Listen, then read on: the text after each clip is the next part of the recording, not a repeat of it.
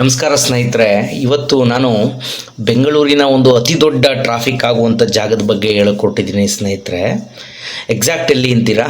ಇದು ಗೊರಗುಂಟೆಪಾಳ್ಯ. ತಮ್ಮೆಲ್ಲರಿಗೂ ನೆನಪಿರ್ತದೆ, ಅಥವಾ ಹಲವಾರು ಜನ ಈ ತುಮಕೂರು ರೋಡ್ ಕಡೆ ಯಾರು ಓಡಾಡ್ತೀರ ಅವರೆಲ್ಲರಿಗೂ ಗೊತ್ತಿರ್ತದೆ.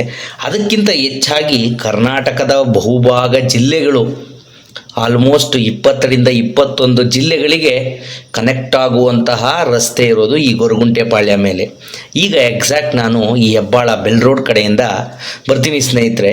ಇಲ್ಲಿ ಯಶವಂತಪುರ ರೈಲ್ವೆ ಸ್ಟೇಷನ್ಗೆ ಅಡ್ಡಲಾಗಿ ಒಂದು ಫ್ಲೈಓವರ್ ಏನೋ ಇದೆ. ಅಂದರೆ ಇದು 2 ಗಾಡಿ ಹೋಗುವಂಥ ಫ್ಲೈಓವರ್. ಅಂದರೆ ಮಾಮೂಲಿ ಹೈವೇಗಳಲ್ಲಿರುತ್ತಲ್ಲ, ಒಂದು ರಸ್ತೆನೇ 2 ಮಾಡಿರೋ ಥರ ಇದೆ.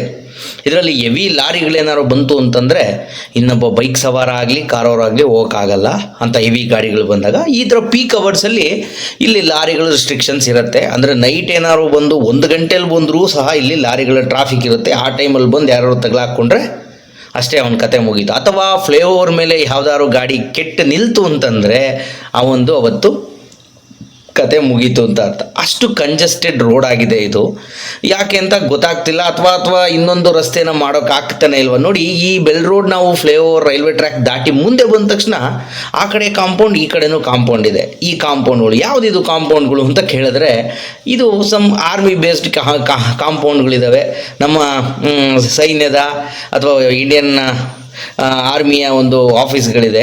ನನಗೆ ಗೊತ್ತಿಲ್ಲ ಇಂಥ ಸಿಟಿ ಸೆಂಟ್ರಲ್ಲಿ ಇನ್ನೂ ಏನಕ್ಕೆ ಇಲ್ಲಿ ಆಫೀಸ್ಗಳನ್ನ ಇಟ್ಕೊಂಡಿದ್ದಾರೆ. ಹೌದು, ಅವತ್ತಿನ ಕಾಲದಲ್ಲಿ ಇದು ಔಟ್ಸ್ಕರ್ಟ್ ಆಗಿತ್ತು. ಅಂದರೆ ಇಂದಿನ ಒಂದು 30-35 ವರ್ಷದಿಂದ ಇವತ್ತು ಒಂದು ಪೀಕ್ ಸ್ಪಾಟ್ ಆಗಿದೆ ನೋಡಿ. ಇದೊಂದು ಫುಟ್ಪಾತು ಸಹ ಇಲ್ಲಿ ಸರಿಯಾಗಿ ಬಿಟ್ಟಿಲ್ಲ. ಫುಟ್ಪಾತು ಸಹ ಆ ಎಂಡಿಗೆ ಬಂದು ಕಾಂಪೌಂಡ್ ಇದೆ ಇಲ್ಲಿವರೆಗೂ.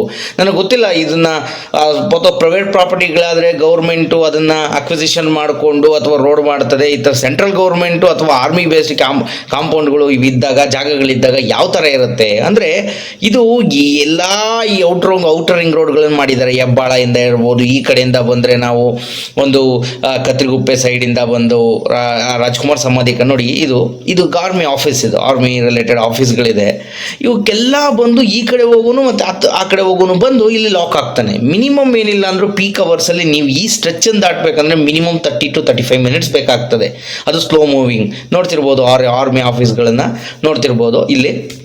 ಮತ್ತು ಏನು ಹೇಳೋಕೆ ಹೊರಟಿದ್ದೀನಿ ಅಂತಂದರೆ 30-35 ಮಿನಿಟ್ಸು ಇಲ್ಲೇ ಒಬ್ಬ ಸವಾರನಿಗೆ ವೇಸ್ಟ್ ಆಗೋಗುತ್ತೆ. ಅದಕ್ಕಿಂತ ಹೆಚ್ಚಾಗಿ ಇಲ್ಲೇ ಈ ಜಾಗದಲ್ಲೇ ನೋಡಿ. ಅಲ್ಲಿಂದ ಬಂದ ತಕ್ಷಣ ಇಲ್ಲಿ ಸ್ವಲ್ಪ ರೋಡ್ ವೈಡ್ ಆಗುತ್ತೆ. ಇನ್ನೇನು ಹತ್ರ ಅಲ್ಲಿಂದ ಪಾಸ್ ಆಗ್ತೀವಿ ಅಂದ್ಕೊಳ್ಳೋವಾಗಲೇ ಮತ್ತೆ ಸ್ಲೋ ಮೂವಿಂಗ್ ಟ್ರಾಫಿಕ್ ಸ್ಟಾರ್ಟ್ ಆಗ್ತದೆ. ಮತ್ತು ಇಲ್ಲಿ ನೋಡಿ, ಇದೊಂದು ಗೊರಗುಂಟೆಪಾಳ್ಯ ಯಾಕೆ ಹೀಗಾಗಿದೆ ಅಂದರೆ ಹೈಲಿ ಅಕ್ವಿಸಿಷನ್ ಕಾಸ್ಟ್ ಇದೆ. ನಂಬರ್ 1, ದೊಡ್ಡ ಹಾಸ್ಪಿಟ್ಲ್ಗಳು, ಅಲ್ಲಿ ಕಾರ್ನರಲ್ಲೇ ಹೋಟ್ಲಿರ್ಬೋದು. ನಿಮಗೆ ಸ್ಟಾರ್ಟಿಂಗಲ್ಲೇ ಹೋಟ್ಲಿದೆ, 5 ಸ್ಟಾರ್ ಹೋಟ್ಲಿದೆ, ದೊಡ್ಡ ಬಿಲ್ಡಿಂಗ್ಗಳಿದೆ, ಹೈ ಅಕ್ವಿಸಿಷನ್ ಕಾಸ್ಟ್ ಇರ್ಬೋದು. ಇವೆಲ್ಲವನ್ನು ಮೀರಿ ಆದರೂ ಸಹ ನಮ್ಮ ಟ್ರಾಫಿಕ್ ಪೊಲೀಸ್ ಇಲಾಖೆ ಹೇಗೆ ಕೆಲಸ ಮಾಡಿ ಅಂದರೆ ಹೇಗೆ ಕೆಲಸ ಮಾಡ್ತಾರೆ. ಈ ಥರದ್ದೊಂದು ರಸ್ತೆಗಳು ಒಂದು 20 ಜಿಲ್ಲೆಗಳಿಗೆ ಕನೆಕ್ಟ್ ಮಾಡಿ ನೋಡಿ. ಇದೊಂದು ಕಟ್ಟಡ ಇವರು ಫುಟ್ಪಾತನ್ನು ಸಹ ಆಕ್ರಮಿಸ್ಕೊಂಡು ಒಂದು ಇದನ್ನು ಕಟ್ಕೊಂಡಿದ್ದಾರೆ, ಕಾಂಪೌಂಡ್. ಏನಲ್ಲಿ ಕೆಲವೊಬ್ಬರು ಈ ಸವಾರಗಳು, 2 ವೀಲರ್ ಸವಾರಗಳು, ಈ ಸ್ವಲ್ಪ ಈ ಏನು ಹೇಳ್ತಾರೆ, ಈ ಕಿತಾಪತಿ ಅಥವಾ ಗಾಡಿ ಓಡಿಸುವಂಥ ಹುಡುಗರುಗಳೇನಿರ್ತಾರೆ, ಅವರು ಆ ಫುಟ್ಪಾತ್ ಮೇಲೆ ಹೋಗ್ಬಿಡ್ತಾರೆ. ಪಾಪ ಅಲ್ಲಿ ನಡ್ಕೊಂಬಂದಿದ್ದವ್ರಿಗೆ ಎಲ್ಲಿ ಹೋಗ್ಬೇಕಂತನೂ ಗೊತ್ತಾಗೋದಿಲ್ಲ ಆ ಫುಟ್ಪಾತ್ ಮೇಲೆ. ಯಾಕೆಂದ್ರೆ ಅವರು ಆಲ್ರೆಡಿ ಕಾಯುವಂಥ ಪರಿಸ್ಥಿತಿಯಲ್ಲಿರಲ್ಲ. ಅವರು ಫುಟ್ಪಾತ್ ಮೇಲೆ ಗಾಡಿ ಹತ್ತಿಸ್ಕೊಂಡು ಹೋಗ್ಬಿಡೋದು, ಅಲ್ಲಿ ಬಿಡೋದೇ ಅಂತ. ಈ ಥರ ದೊಡ್ಡ ಬಿಲ್ಡಿಂಗ್ಗಳು ಕಟ್ಟಿರೋದು ಯಾವ ಥರ ಅಕ್ವಿಸಿಷನ್ ಮಾಡಿ ನಾಳೆ ದಿನ ಇದನ್ನು ಡೆಮೊಲಿಷನ್ ಮಾಡಿ ರಸ್ತೆ ಮಾಡೋಕ್ಕಾಗತ್ತೆ. ಸರ್ಕಾರಗಳು ಇನ್ನಾರು ಥಿಂಕ್ ಮಾಡಬೇಕಾಗತ್ತೆ. ಕರ್ನಾಟಕದ 20 ಜಿಲ್ಲೆಗೆ ಸಂಪರ್ಕ ಮಾಡುವಂಥ ರಸ್ತೆ ನಾವು ಇಷ್ಟೊಂದು ಕಂಜೆಸ್ಟ್ ಆಗಿದ್ದರೆ ನಾವು ಹೇಗೆ ಒಂದು ಸಾರಿಗೆಯನ್ನು ನಾವು ಅಥವಾ ಒಂದು ಕಡೆಯಿಂದ ಇನ್ನೊಂದು ಕಡೆ ಟ್ರಾನ್ಸ್ಪೋರ್ಟ್ ಮಾಡೋಕ್ಕಾಗ್ತದೆ. ಅಥವಾ ಆಲ್ಟರ್ನೇಟಿವ್ ರೋಡ್ಸ್ ನಿಯರ್ ಬೈ ಏನಾರು ಇದೆಯಾ ಅಂತಂದರೆ ಅದೂ ಸಹ ಇಲ್ಲ. ಸದ್ಯಕ್ಕೆ ನಾನು ಹೋಗ್ಬೇಕಾದ್ರೆ ಇಷ್ಟು ಸ್ಲೋ ಮೂವಿಂಗ್ ಟ್ರಾಫಿಕಲ್ಲಿ ಬಂದು ಸಿಗ್ನಲ್ ಬಿಡ್ತು. ಇಲ್ಲಿ ನೋಡಿ, ಈ ಲೆಫ್ಟಲ್ಲಿ ಒಂದು 5 ಸ್ಟಾರ್ ಹೋಟೆಲ್ ಇದೆ, ಮೆಟ್ರೋ ಇದೆ, ಮುಂದೆ ಹೋದರೆ ಆ ಕಡೆ ಹಾಸ್ಪಿಟಲ್ ಇದೆ. ಈ ಸಿಗ್ನಲ್ ಆದ ತಕ್ಷಣ ಇನ್ನೇನು ರೀಚ್ ಆದ್ವಿ ನೆಕ್ಸ್ಟ್ ಸಿಗ್ನಲ್ ಮತ್ತೆ exact Goraguntepalya signal towards the Tumakuru road. Left ಎತ್ಕೊಂಡ್ರೆ Rajkumar Samadhi outer ring road ಕಡೆ ಹೋಗೋದು, ಮತ್ತೆ ಇಲ್ಲೊಂದು ಟ್ರಾಫಿಕ್ ಬೀಳ್ತದೆ. ಅಂದರೆ ಯಾರು ಹೆಬ್ಬಾಳ ಸೈಡ್ ಅಥವಾ ಮಾನ್ಯತಾ ಟೆಕ್ ಪಾರ್ಕ್ ಕಡೆ ಕೆಲ್ಸಕ್ಕೆ ಹೋಗೋರು ಅಥವಾ ತುಮಕೂರು ರೋಡ್ ಕೆಲ್ಸಕ್ಕೆ ಹೋಗೋರು, ಇವ್ರದ್ದು ಬರೀ ಸವಾರದ್ದು ಅರ್ಧಲ್ಲಿ ನಿಂತು ದೊಡ್ಡ ಹೈರಾಣ ಪರಿಸ್ಥಿತಿ ಇಲ್ಲಿ. ಈ ಗೊರಗುಂಟೆಪಾಳ್ಯ ಜಂಕ್ಷನ್ ಅನ್ನೋದು ದೊಡ್ಡ ಹೈರಾಣ ಮಾಡಿಬಿಡ್ತದೆ ಈ ಟ್ರಾಫಿಕಲ್ಲಿ ನಿಂತು. ಅಷ್ಟು ತರನಾದ ಒಂದು ಟ್ರಾಫಿಕ್ ಇಲ್ಲಿ ಅನುಭವಿಸ್ಬೇಕಾಗ್ತದೆ ಇಲ್ಲಿ ಸವಾರರು.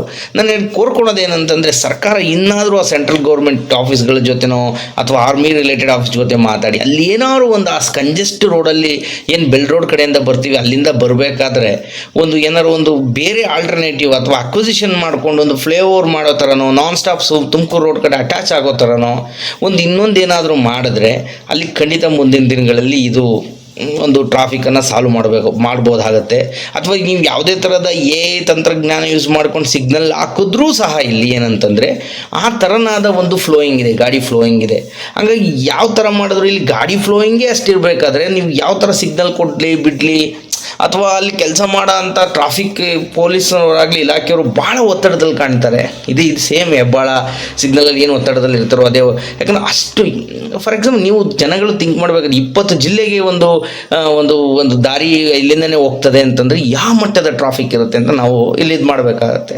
ಹಿಂದೆ ಒಂದು ಕಾಲ ಇತ್ತು ಸಿಲ್ಕ್ ಬೋರ್ಡಲ್ಲಿ ಸಕ್ಕ ಈಗ ಅಟ್ಲೀಸ್ಟ್ ಅಲ್ಲಿ ಈ ಕಡೆಯಿಂದ ಹೋಗೋದಕ್ಕೊಂದು ಮೇಲ್ಗಡೆ ಫ್ಲೈ ಓವರ್ ಮಾಡಿದ್ದಾರೆ. ಅದಕ್ಕಿಂತ ದೊಡ್ಡ ಟ್ರಾಫಿಕ್ ಅಂತ ನನಗೆ ಅನ್ಸುತ್ತೆ.